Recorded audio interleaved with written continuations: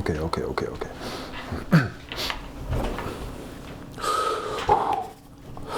Hello everyone, this is part 3 of my videos on religion in schools. I highly recommend, if you want to know what I'm talking about, check out the other videos. But I want to start off first with some good news. In my previous video, I talked specifically about the SB1315 bill, which would require all schools in all classrooms to display the 10 Commandments in Texas. Well, the bill has officially been struck down. It did not pass the Texas House and it will not become a law. Woo! But I do have some bad news. A religious bill that was passed, which will become a law, was Bill SB1396, which would allow school districts to employ religious chaplains to perform the duties of school counselors. And just to be clear, a chaplain is essentially a priest or a minister that's not specifically attached to a physical church. This is just another bill that seeks to give Christianity and religious indoctrination a special privilege in public schools. Ultimately, the religious leaders and the Republican right push this bill as a way to restore faith in an increasingly secular America. Now, in my other videos, I explained why secularism is one of the most important aspects of a public school system. But I also want to quote, and I'm putting the link in the description, I want to quote a professional's opinion that resists this bill, and it says, "The bill could deepen the state's youth mental health crisis by providing students with unproven, lightly supervised, and non-scientific counseling that treats common childhood problems such as anxiety as sins or issues that can merely be prayed away." What's interesting is that even with the long-standing history of sexual abuse crimes and cover-ups in Christian and Catholic churches, parents aren't calling chaplains groomers or calling politicians putting chaplains in the schools groomers. It's almost as if the transgender panic is based more around bigotry and hate rather than protecting our children.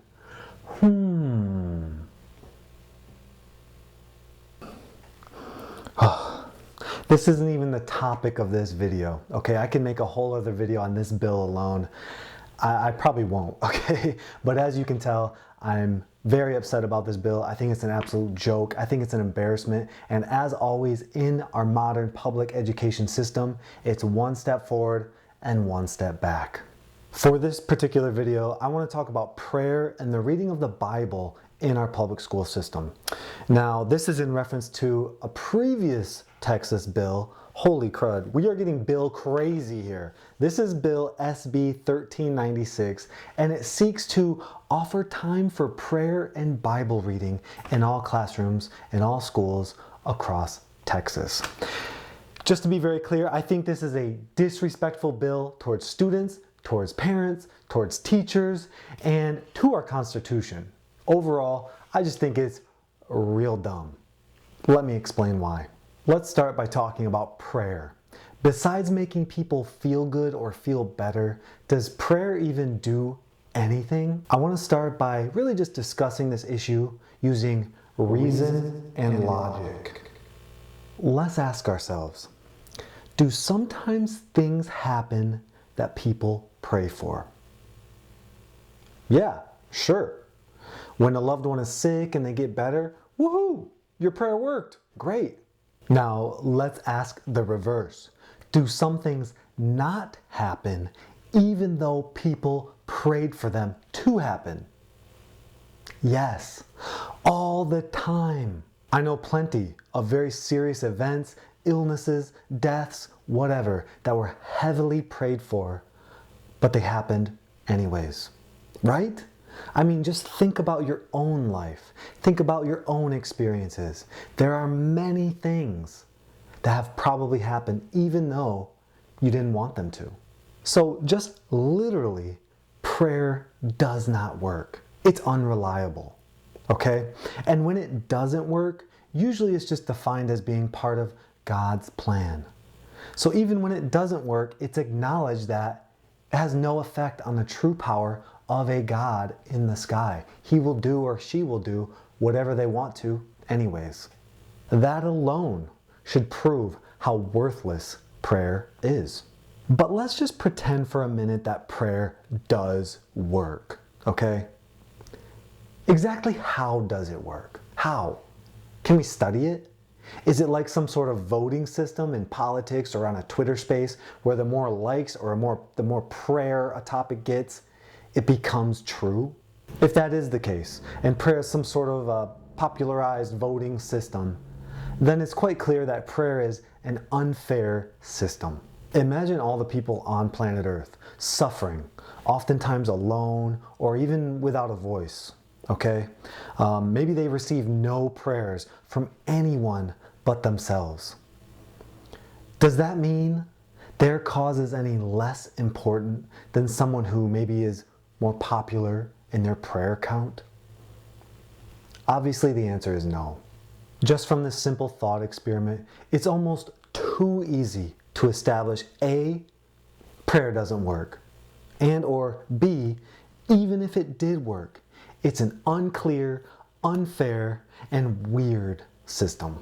But what does the actual evidence say? If you want to look into the scientific research around prayer, and I highly recommend that you do, it's well established that prayer does nothing beyond the normal positive effects of positive thinking. That's it. If prayer actually was a thing, if it was a powerful tool, the evidence would be incredibly clear. It's absolutely not. If anything, it shows prayer does nothing. The idea of thoughts and prayers in society has become a joke. It has become a meme for a good reason.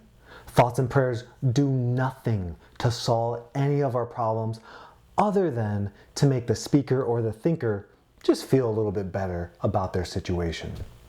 Instead of encouraging this biased Christian prayer in schools, maybe we can have students engage in an actual activity that will improve their lives. For example, maybe students can practice calm breathing techniques, writing letters to sick kids, keeping a journal, practicing social and communication skills, which are severely lacking these days, and maybe just having a little bit of a brain break from the busy school day. If students want to pray during this quiet, personal time, more power to them. I would never stop them, okay? Again, if it makes them feel better, great, I'm happy. But we should not call this prayer time. And we should not encourage a world where prayer does anything beneficial to fix societal issues. It doesn't. Now let's tackle the other side of this bill, the reading of the Bible. Okay, this aspect is maybe a little bit more complicated.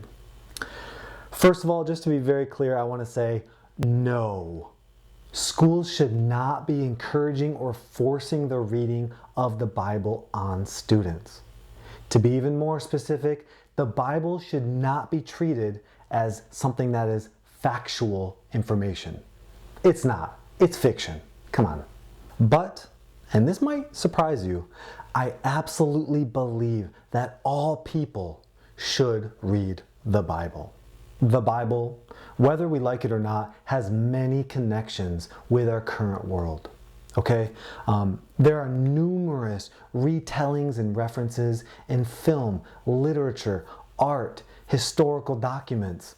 In general, the historical impact of the Bible alone should be studied and understood by students, by adults, maybe by everyone on planet Earth. Reading the Bible would even give you a better understanding for human beings and how they form their beliefs in society. Also, maybe just how they vote in politics. Mostly though, reading the Bible would expose just how absolutely insane, stupid, and ignorant it really is. I truly believe that if more people read their Bible, even religious people, they would be much better equipped with the tools necessary to shed their indoctrination, to shed the fears that the Bible attempts to instill. For all the good that the Bible has in it, there is even more bad. And I have a list here, okay? The Bible advocates for slavery, sexism and misogyny, racism, murder, killing of gays, the victimization and murder of innocent children and babies, blood sacrifice, and even rape and incest. Besides all that, the Bible has some of the most ridiculous and dumb stories I have ever read. As a little bonus, at the end of my video, I'm going to share one of those stories with you. By reading the Bible, you would learn how terrible of a foundation it is for society's morals. It is not something we should be spreading all over the world, and it is not something we should be encouraging in our schools. With the recent inappropriate book bannings going across all over America in our schools from usually religious extremist parents and politicians, the Bible should absolutely be added to those lists of inappropriate and offensive books. Personally, I don't want to ban any books from students or from our libraries. If it were up to me, the Bible and all these banned books would be allowed. But that's just me, I guess. And that's what this all boils down to.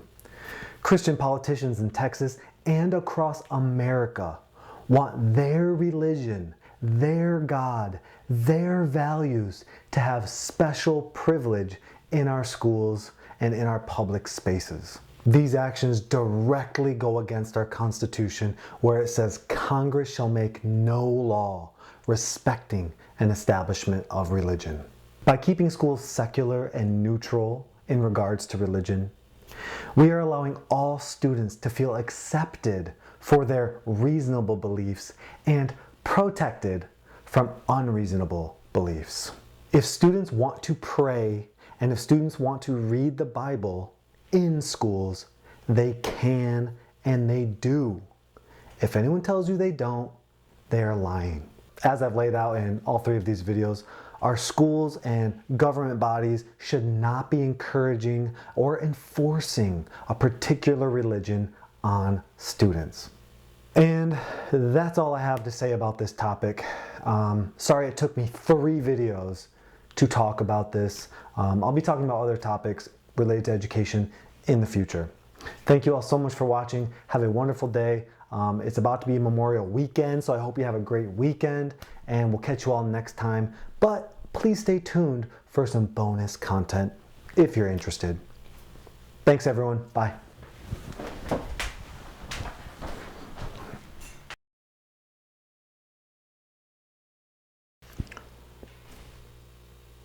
Hello again, people. Teacher Phelps here again. Now listen, this is bonus content. Since we're talking about the 10 Commandments and the reading of the Bible, I want to share my favorite ridiculous Bible story. So, if you have your Bible at home, please feel free to take it out or just get on the internet and search this up. This is going to be in the Old Testament. It's Exodus 32. And it's often called, this section is often called the Golden Calf. Now, let me set the scene a little bit, okay? Moses has just left his people and climbed up the mountain to speak with God.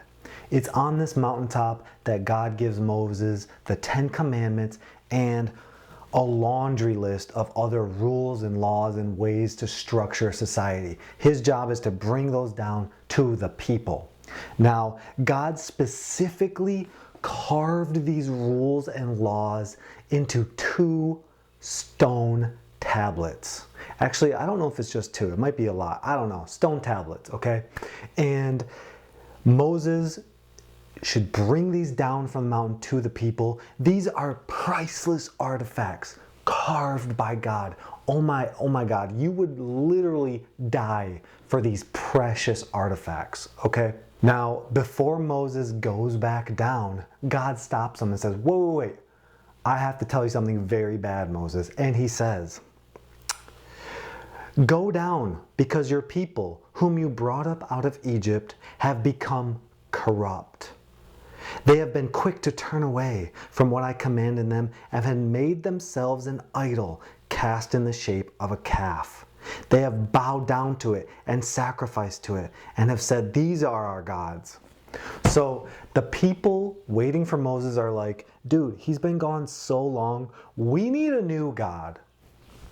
Okay, so the leader at the time, Aaron, is like, okay, give me all your gold earrings and stuff, and let's just make an idol. We'll worship that. And so they make a golden calf. They start worshiping it, and they start partying. Now, I want to be very clear here. God warns Moses of this. He tells him directly of this going on, okay? God then tells Moses, you know what? I'm just going to kill all of these people. Forget these people. And Moses is like, whoa, whoa, whoa. Chill, God, chill. Listen, I'll go down. We'll sort it out. No big deal. I'll talk to him. I'll deal with him. God's like, whatever. Deal with it. So Moses starts going down. So this is when it says, and this is one of my favorite parts because it just kind of drives home how ridiculous this is going to become. It says, Moses turned and went down the mountain with the 2 tablets. Okay, so it's 2. And the covenant law in his hands. Precious tablets created by God. It even says that. They were inscribed on both sides, front and back. The tablets were the work of God. The writings was the writing of God, engraved on the tablets. So important, it tells us twice, okay? When Moses sees what is happening in camp, again, he's already been warned. This is what he does. When Moses approached the camp and saw the calf and the dancing, his anger burned, and he threw the tablets out of his hands, breaking them to pieces at the foot of the mountain. This is slapstick comedy. This is so ridiculous. I literally picture God up in the sky watching this and being like, God, Moses. Right when he throws the tablets. It's just ridiculous. Moses then calms down a little, says, hey, what is going on, dude?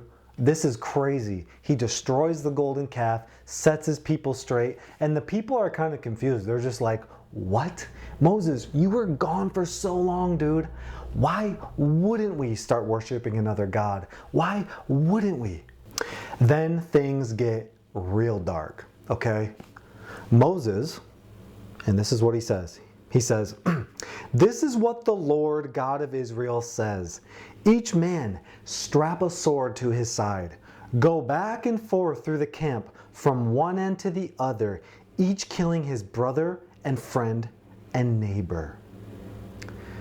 The Levites did as Moses commanded, and that day about 3,000 of the people died. So Moses was like, God, don't kill them. Moses gets down there, tells them to kill each other. Okay? 3,000 people died.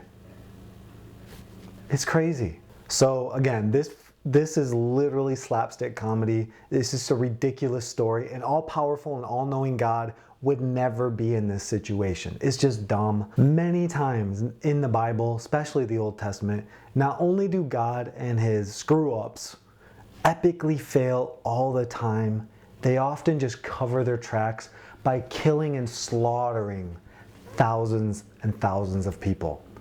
It's absurd. It's also really sad, if you really think about it, that people actually believe this is true. The book is just dumb. So thank you again. Please, I encourage you to read the story yourself. Exodus 32. Maybe find your own Bible story that's comical, okay? It's kind of fun. Thank you all so much. See you around. Bye.